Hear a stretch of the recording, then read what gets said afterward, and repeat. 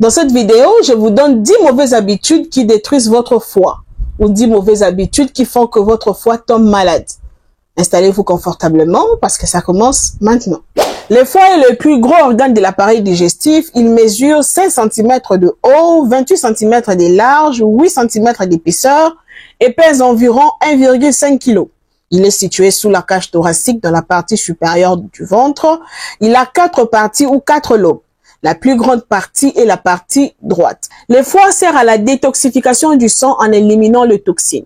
Exemple, lorsque vous prenez de l'alcool, de la drogue, des médicaments, ou lorsque vous inhalez des odeurs, ou encore lorsque vous appliquez de pommades ou autre chose sur la peau. Bref, lorsque vous vous exposez ou prenez de choses toxiques pour l'organisme, alors le foie les dégrade en les rendant moins toxiques pour l'organisme et l'élimine dans le sel. Il sert aussi à stocker et à transformer les lipides, les glucides, les protéines telles que l'albumine et les facteurs de coagulation.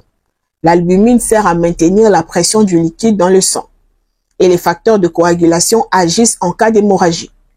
Exemple, lorsque vous vous blessez, le sang coule, n'est-ce pas?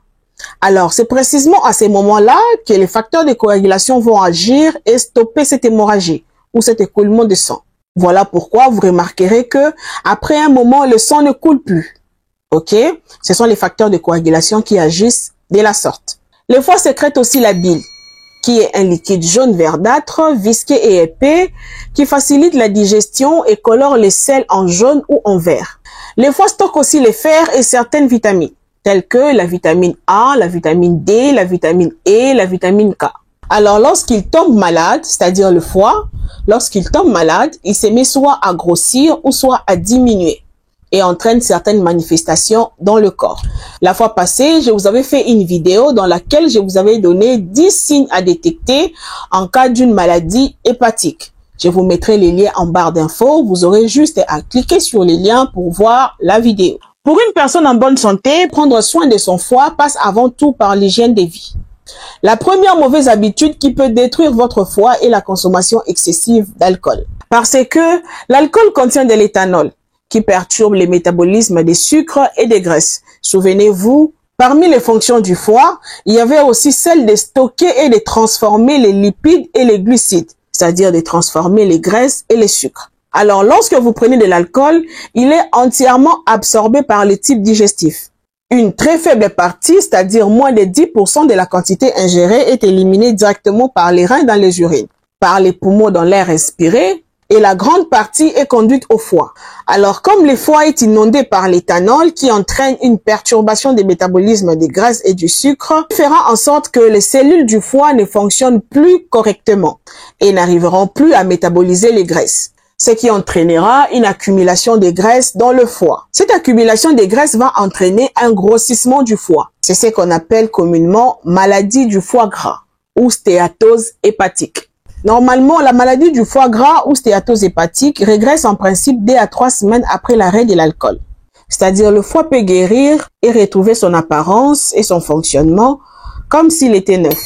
Mais si vous continuez la prise d'alcool d'une manière abusive, l'inflammation peut apparaître, liée à la réaction immunitaire, et une nécrose, c'est-à-dire la destruction irréversible des cellules du foie. Ce processus aboutit à la formation d'un tissu cicatriciel appelé fibrose.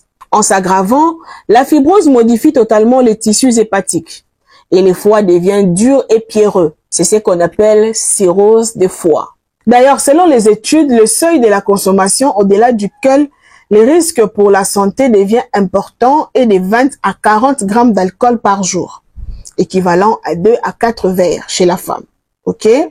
Et chez l'homme, de 40 à 60 grammes d'alcool par jour, c'est-à-dire 4 à 6 verres. Retenez que la quantité d'alcool la plus sécuritaire est la quantité nulle.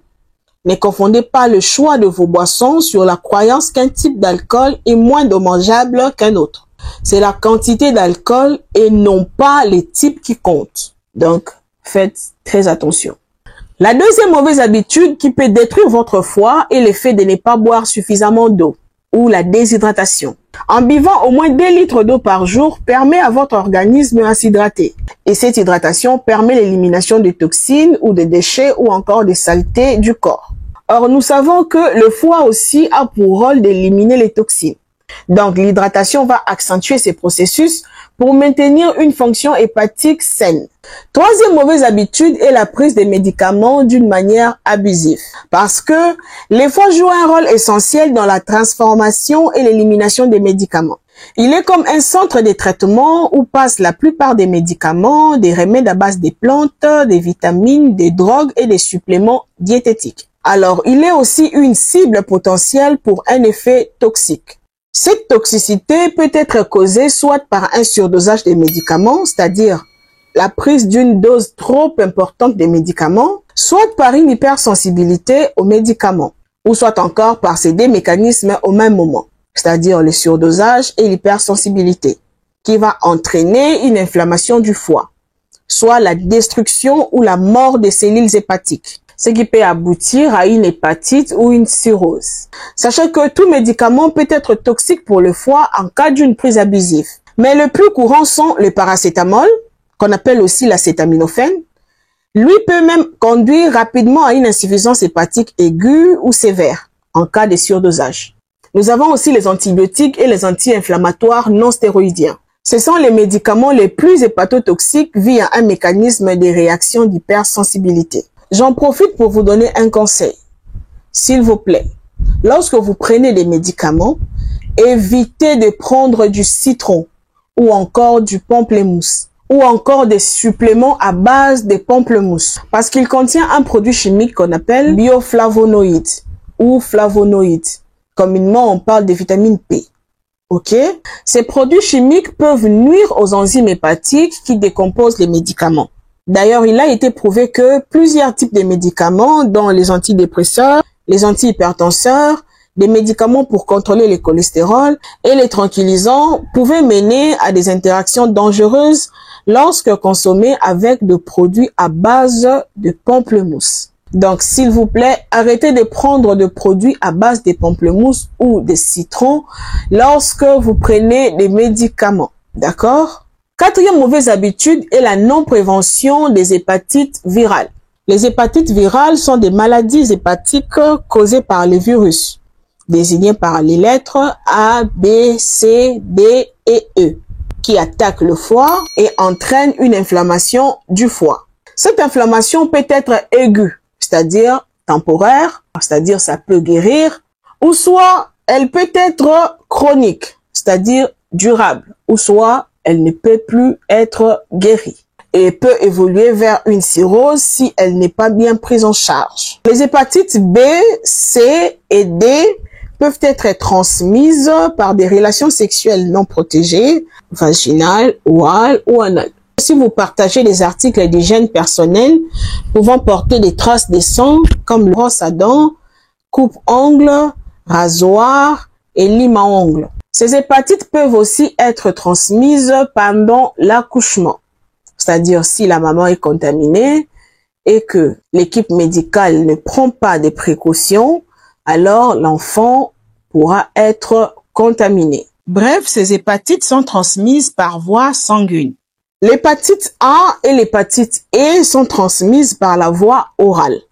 C'est-à-dire lorsque vous ingérez ou vous mettez dans la bouche les choses contenant des matières fécales ou les selles contaminés par les virus de l'hépatite A ou l'hépatite E. Pour éviter une contamination, lavez-vous soigneusement les mains. Après avoir visité les installations sanitaires, lavez les mains.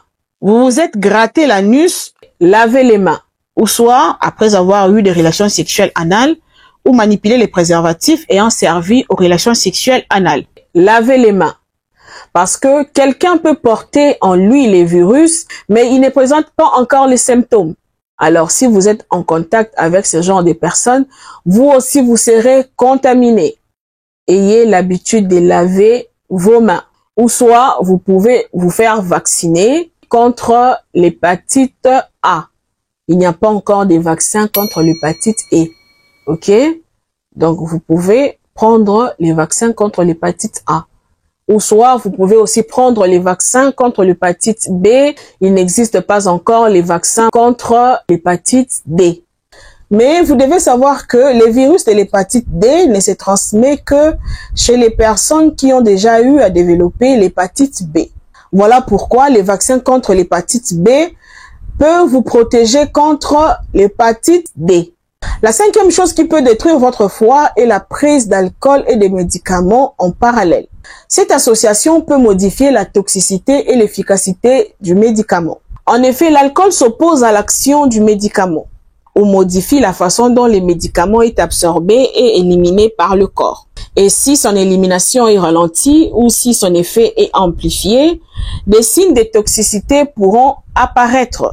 D'où ne mélangez jamais l'alcool et les médicaments.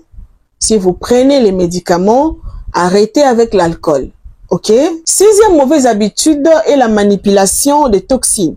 Parce que, comme nous l'avons vu au début, que le foie métabolise ou traite non seulement ce qui entre, mais également ce qui se trouve sur le corps. Cela inclut aussi les agents nettoyants chimiques qu'on inhale ou qu'on ingère ou encore avec lesquels il y a un simple contact physique, comme la peinture, les pesticides, le produit biologique destiné à l'entretien du gazon et des jardins, ainsi qu'au nettoyage des surfaces intérieures, bref, tout ce qui est solvant industriel et les polluants. Lorsqu'on s'expose à ça, ils peuvent facilement entraîner une inflammation toxique du foie qu'on appelle hépatite toxique.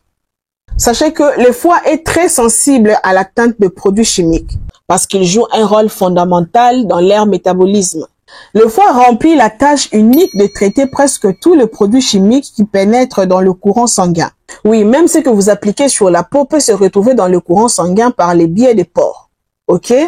La peau a des petits trous qu'on appelle pores qui sont reliés aux petits vaisseaux sanguins. Alors, c'est par les biais de ces trous que les produits pénètrent la peau et se retrouvent dans la circulation sanguine. Alors, je disais que le foie remplit la tâche unique de traiter presque tous les produits chimiques qui pénètrent dans le courant sanguin et de transformer le produit chimique dont l'excrétion par les reins est difficile. Ces processus de transformation chimique dans le foie s'accompagnent toutefois dans certains cas des formations de produits dérivés hautement toxiques. Et ces produits dérivés hautement toxiques peuvent attaquer et léser le foie. La septième mauvaise habitude est la consommation de la drogue. On parle de toute drogue à usage récréatif ou drogue illicite, puisqu'elle pose un risque de contamination à l'hépatite B, C ou D et peuvent endommager sérieusement votre foie. Même une seule expérience peut mener à une maladie du foie virtuellement mortelle. Huitième mauvaise habitude, nous avons la prise de tabac. Selon les études, les tabacs causent près de la moitié des cancers du foie. Fumer nuit à tout l'organisme, en raison de produits chimiques ingérés et du stress oxydatif que cela provoque. Ce stress peut finir par affecter le foie et endommager non seulement les cellules hépatiques, mais aussi l'ensemble des cellules du corps humain. Donc, faites très attention avec les tabacs. Neuvième mauvaise habitude qui peut détruire votre foie est la mauvaise alimentation. C'est-à-dire des aliments trop salés, trop sucrés, trop gras ne sont pas bons pour l'organisme. Parce que une bonne alimentation ou une alimentation équilibrée permet de prévenir les maladies du foie et de contribuer à leur traitement. Les aliments gras, par exemple, peuvent entraîner l'accumulation des graisses au niveau du foie et conduire à une stéatose hépatique, ou soit conduire à une maladie du foie gras. En ce qui concerne les aliments sucrés, ici, on voit le fructose. On le trouve en excès dans des jus de fruits industriels, dans des sodas ou dans des plats préparés, dont il faudra limiter la consommation parce que, comme je vous avais dit au début, l'un des rôles du foie est de stocker le sucre. C'est-à-dire, il emmagasine le sucre, puis les libère au fur et à mesure, en fonction de nos besoins en énergie. Alors, si on consomme trop de sucre, le foie ne peut pas le stocker. Il va le transformer alors en graisse. Et ces cellules seront engorgées de ces gras pour le stocker. Ce qui fera que, à la longue, les cellules du foie vont s'abîmer et mourir, provoquant ainsi une cirrhose de foie. La même que celle dont on entend parler pour l'alcool.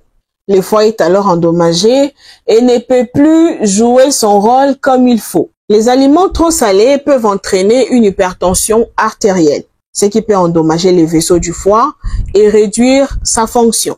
D'ailleurs, il est conseillé de prendre 5 grammes de sel par jour, un peu moins d'une cuillère à café. Ok? soit 2 grammes de sodium. 10e mauvaise habitude est la sédentarité, le manque d'exercice physique. Sachez que l'exercice physique contribue à renforcer le foie et le rend plus en mesure de se défendre contre les polluants. Et aussi, l'exercice physique entraîne une réduction des graisses au niveau du foie. Il diminue l'inflammation au niveau du foie et améliore l'humeur en général. Prenez la santé de votre foie en main. Connaissez les signes ou les symptômes des maladies du foie afin d'engager des discussions sur la santé de votre foie avec votre médecin. Mentionnez à votre médecin tous les médicaments ou suppléments que vous prenez ou envisagez de prendre. Merci à toi qui as suivi la vidéo jusqu'à la fin. J'espère qu'elle t'a plu. Alors n'oublie pas de t'abonner, de liker, de partager et d'activer la cloche de notification pour ne rater aucune vidéo. Quant à moi, je vous dis au revoir et à la prochaine.